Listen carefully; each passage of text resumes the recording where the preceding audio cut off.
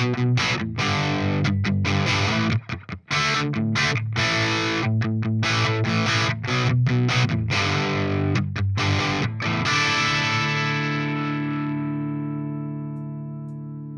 joined by session guitarist Tommy Webb, who's a fantastic guitarist, does a lot of work here at Marshall for Marshall Records, as well as with other artists, and enjoys teaching when he's also not playing and recording. And it was great to hear today that you're a fan of Rock School and the grades. Got a few grades yourself? Yep. Yeah, grades 6 and 8. That's it. Only needed 2. That's how good Tommy is.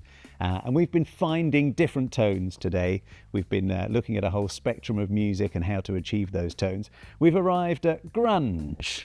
So we're thinking about kind of 90s grunge, bands like Alice in Chains, Soundgarden, and of course Nirvana, probably one of the most famous grunge bands. If you did take Rock School grades, you would have probably played Smells Like Teen Spirit at some point, and you can't really be a rock fan without have at least heard Smells Like Teen Spirit at some point. And even if you've only had a go at sort of occasionally playing a guitar, it's one of those ones that you kind of learn the riffs. Yeah.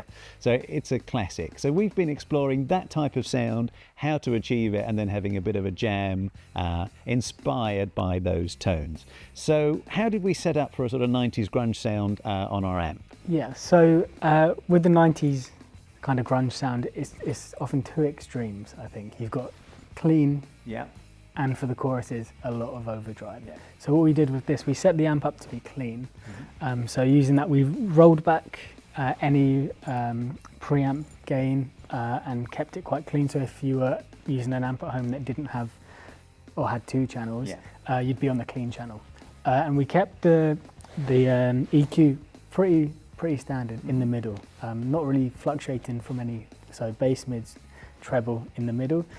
And that gave us a really basic standard clean sound to which we added some effects. So we've got a neutral amp sound that's on the clean side, and then we've complemented that with some effects to get that kind of 90s grunge sound. So what effect did we go for? So we chose a phaser, but there's no rules. You can kind of add whatever you want. Chorus, flange, phaser, anything that's going to warp the sound really. So yeah, just an effect you'll hear in songs like Smells Like Teen Spirit. When it really breaks down for the verse, you have that warped guitar signal. So yeah, we just used one of those for the verses, and then to add some distortion, we used our distortion pedal. We had a blues breaker here today, turning the gain up quite loud. Yep. And again, if it's not matching your amp, rolling the volume back to get that match. And yeah, using those 2 together is also something to try out, get some different sounds going. But yeah, this for our choruses, just to add some weight that we weren't getting from the amp. And I think those are 2 sort of fairly popular pedals that once you've been playing the guitar for a while, you've probably got at home. Some of you may have sort of a multi-effects unit that does different things. So those are the sort of effects that you want to select.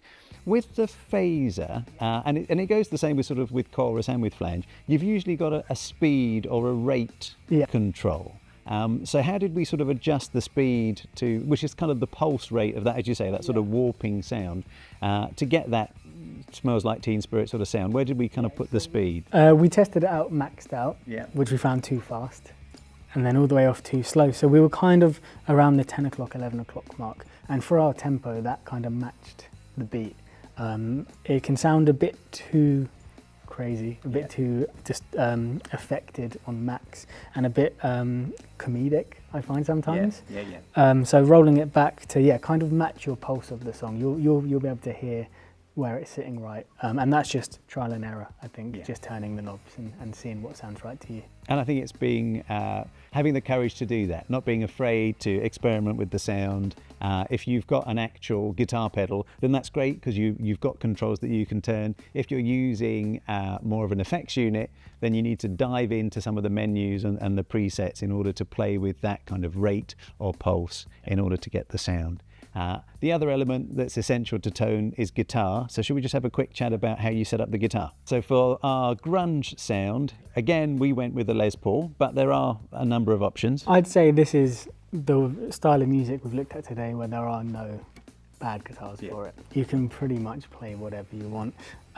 We had the Les Paul just because it was the hand really, but Jaguars, Jazz Masters, they're very common, the Fender kind of guitars. Slightly lower output of the pickups, so we might have to accommodate for that on the amp by potentially turning the gain down for a humbucker or turning it up for a single coil. But yeah, we left this on the bridge pickup to give us that real clarity in the verses with the effects. They can sound a bit too nice for the style of music, so a bit too professional sounding, like those 80s choruses. Yeah. That's not what we're going for. We want some kind of really trebly affected tones. Then yeah, with the choruses, when we added the gain, by having it already on the bridge pickup, it just cuts through that bit clearer. The amount of gain we added, if we were on the neck pickup, would sound too muddy. There'd be no clarity. It would just be like a wall of sound. So yeah, leaving it on the bridge pickup, and I'd say the same for a Strat or a Tele. Anything you're using, bridge pickup, maybe the middle, or on a Strat, one up, but not really on the neck for this style, I'd say. Yeah, I think that's great advice. And as you said right at the beginning, the grunge era is the chance to kind of play with different tones throughout the course of a song. So we might have our cleaner sound with maybe some chorus or phaser on it, and then we're either kicking in an overdrive pedal or swapping channels on an amp if you've got a multi-channel amp to give us that heavier sound often used in the chorus. Definitely. So lots of fun there. We're going to hear a little bit of that phaser and that distorted sound solo from Tommy, and then we're going to have a bit of a 90s grunge jam to finish off the video.